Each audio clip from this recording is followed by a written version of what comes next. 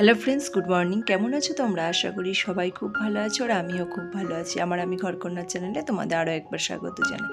আশা করি তোমাদের এই ব্লগটা খুব সুন্দর লাগবে। আজকে হচ্ছে চামুণ্ডা পুজোর তেইশ পুজো। বলেছিলাম না তোমাদের একটা ব্লগে আমি পুজো দিতে যাব। এটা হচ্ছে মায়ের জন্য মালা নিয়েছি, আলতা, সিঁদুর, লোহা, মন্ডা, 5টা ফল, ধূপকাঠি, মোমবাতি সমস্ত কিছুই দেখো গামলার মধ্যে ভরে নিলাম। এখন বাজে হচ্ছে তোমার 11:30। এখন থেকে আমি আমার ব্লগটা শুরু করছি। জানি না মা কখন আসবে। রয়ে পুজো মা বেরিয়েছে, তবে মা রয়ে ঘুরতে ঘুরতে আসছে, তো এখানে আজকে কখন আসবে জানি না। তোমার বাস পুজোর দিন মানে দ্বিতীয় পুজোর দিন তাড়াতাড়ি এসেছিলো, ওই জন্য 11:30 নাগাদ বেরোলাম। 11টার মধ্যে নাকি চলে আসে। তবে এবার কি বলো তো, এই দেখো মা চলে এসেছে, কিন্তু আসতে মায়ের খুব দেরি হয়েছে। এসেছে 1টার সময়, গিয়ে ঠায় দাঁড়িয়ে আছি। কিন্তু ওই জায়গাটা না বেশ ঠান্ডা ছিল, প্যান্ডেল করা ছিল। তার মায়ের হাওদাটা দেখো কি সুন্দর অপূর্ব সাজিয়েছে না, কাগজের ফুল দিয়ে, তারপর রজনীগন্ধার ফুল দিয়ে সবাই মাকে ছুঁয়ে প্রণাম করছে। আর ভিড় দেখেছো, এখানে 4টে র আছে। এটা হচ্ছে প্রথম রয়ে মা বসলো। প্রথম রয়ের পুজো হয়ে গেলে সবাই দেখো মাকে কাঁধে নিয়ে মেয়ে মেয়ে মানে মেয়ে ছেলে সবাই মিলে মাকে পালকি যে বাস আছে কাঁধে নিয়ে মাকে এই র থেকে এই রয়ে বসিয়ে দিচ্ছে। দেখো আবার মা দ্বিতীয় রয়ে চলে এলো। দেখো দ্বিতীয় রয়েও আবার পুজোর ভিড়। আমি এই রয়টাতেই পুজো দিয়েছিলাম। তবে এত ভিড় যে তোমাদের সুষ্ঠুভাবে মানে দেখাবো সেটার কোনো উপায় নেই। দেখতেই পাচ্ছ মানুষের কেমন ভিড়, মানে ব্যাটা ছেলে থেকে মেয়ে ছেলের মানে সমস্তটাই মানে ভিড়। সবাই মাকে ছোঁয়ার জন্য ব্যস্ত হয়ে থাকে, আর মায়ের পুজো দিতেও সবাই ব্যস্ত হয়ে থাকে। আজকে মায়ের নাকি শীতল, ওখানে গিয়ে জানতে পারলাম আজকে মা মুরগি, মন্ডা, ফল টল এসব খাবে, বাতাসা এইসব দিয়ে মায়ের নাকি আজকে পুজো দেওয়া। তা আমি ফল মন্ডাই নিয়ে গেছিলাম। তা আমি ওই দিয়েই মাকে পুজো দিয়েছি। আর ঠাকুরমশাইও নামগোত্র ধরে বেশ ভালো করেই পুজো করছে, ওই জন্য একটু দেরি হচ্ছে।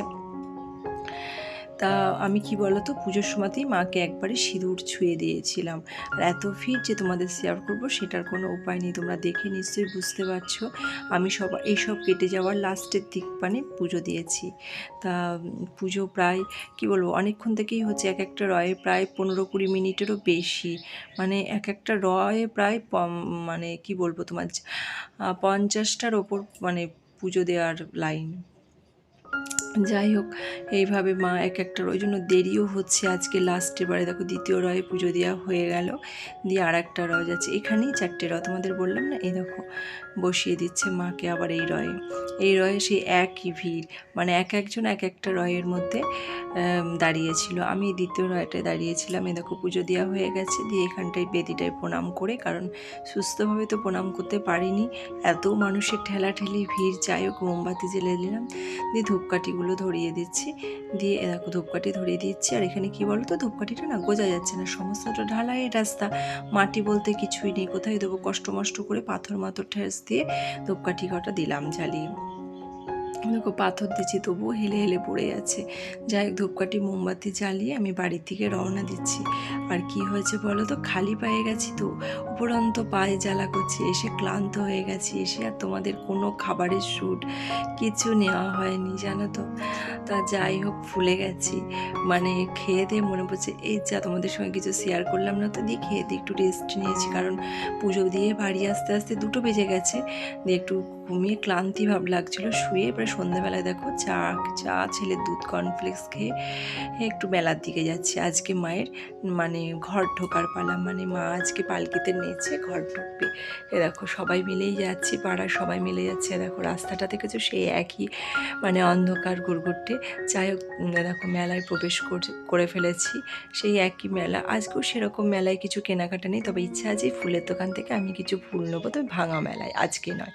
আজকে মায়ের ঘর ঢোকা দেখতে এসেছি, ওটাই দেখবো ভালো করে। এর আগের দিনও মায়ের মোষবলি দেখতে এসেছিলাম, ওইটা দেখেই বাড়ি চলে গেছি, কারণ ওইসব দেখতে দেখতেই না 9:30 10টা বেজে যাচ্ছে। এরপরে আর মেলায় যে ঘুরবো সেটা সময় হয়ে উঠছে না। তবে মেলায় যাবো ওর বাবার সঙ্গে, ইচ্ছা আছে। দেখা যাক কি হয়। মেলা ওই ফুলগুলো কেনার খুব ইচ্ছা আছে আমার। তা মেলার দিকেই যাচ্ছি, দেখো সোজা চলে যাচ্ছি। তবে আজকে আমার ছেলের বাড়ি না, আজকে নাকি ময়ূরপঙ্খীতে চাপবে। ময়ূরপঙ্খী মানে বুঝলে তোমরা, নৌকায় নাগরদোল্লা এসছে নৌকা, ওতে চাপবে। তা ওই দিকেই যাচ্ছি। আর কি ভিড় দেখেছো, এত যে মানুষের, মানে এত যে গরম, তাতে মানুষের কিন্তু ভিড় কম নেই। কি বলতো, সন্ধ্যের দিকে তো ঠান্ডা ঠান্ডা মানে হাওয়া দিচ্ছে, ভাল লাগছে, ফুরফুরে হাওয়া দিচ্ছে, গরমটা অতটা বোঝা যাচ্ছে না। যা গরম বোঝা যাচ্ছে দুপুরের দিকে, বাপরে বাপরে গরম। আমি পুজো দিয়ে আস্তে আস্তে আমার জীবন কয়লা হয়ে গেছিলো। আর এই দেখো আমি টিকিট কেটে নিলাম, আমি আর চাপবো না। আর কি চাপবো বলো তো, বড় ইলেকট্রিকের নাগরদোলা হলে ঠিক আছে। আর এই নৌকাটা না, মানে ছোটোদের মতনই, মানে খুব যে বড় মানুষ চাপছে না, কেন চাপছে, আমার খুব একটা ভালো লাগে না। তবে এই নৌকা আমি চেপেছিলাম একবার, বিশাল, মানে অনেকটা জায়গা পেলে তবে তো একটু স্পিড দেবে, এখানে খুব কম স্পিডে চাপাচ্ছে, কারণ জায়গাটা খুব সীমিত। আমাদের পাড়ার এক মানে মামার মেয়ে আর হচ্ছে আমার ছেলে, দুজনা মিলে চেপে। আজকে তো আমি নিরামিষ খেয়েছি, যেহেতু মায়ের পুজো দিয়েছি, ওদের 4 জনা মিলে পকোড়া এনে দিয়েছি, আর আমি দাঁড়িয়ে আছি। কি করব, আমি তো আজকে আর খেতে পারবো না, মায়ের পুজো দিয়েছি, তাই ওরা মাংসের পকোড়া, এরকম আমি দাঁড়িয়ে লোক দেখছি আর তোমাদেরকে দেখাচ্ছি এদিকে ওদিকে। এই একটাই খাবারের দোকান, ফাস্টফুডের দোকান আছে। আর কি ভিড় দেখেছো দোকানটায়, তা ওরা খাচ্ছে। আর এদিকে ঠাকুর ঢুকে গেছে, তোমাদের দেখা।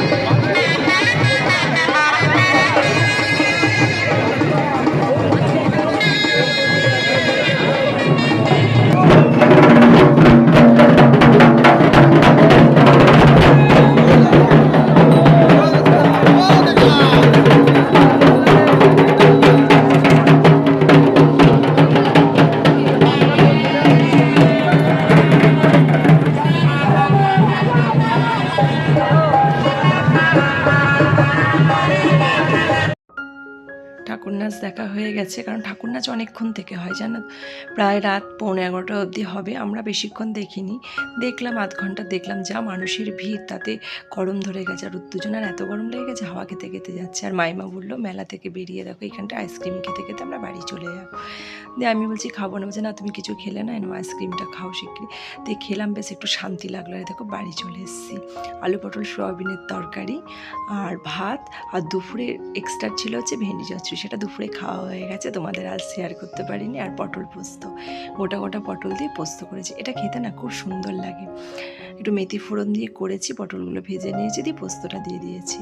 তাহলে বন্ধুরা, ভাত বাড়তে ভিডিওটা শেষ করে দিচ্ছি।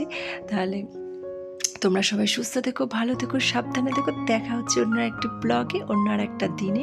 Tata, good night.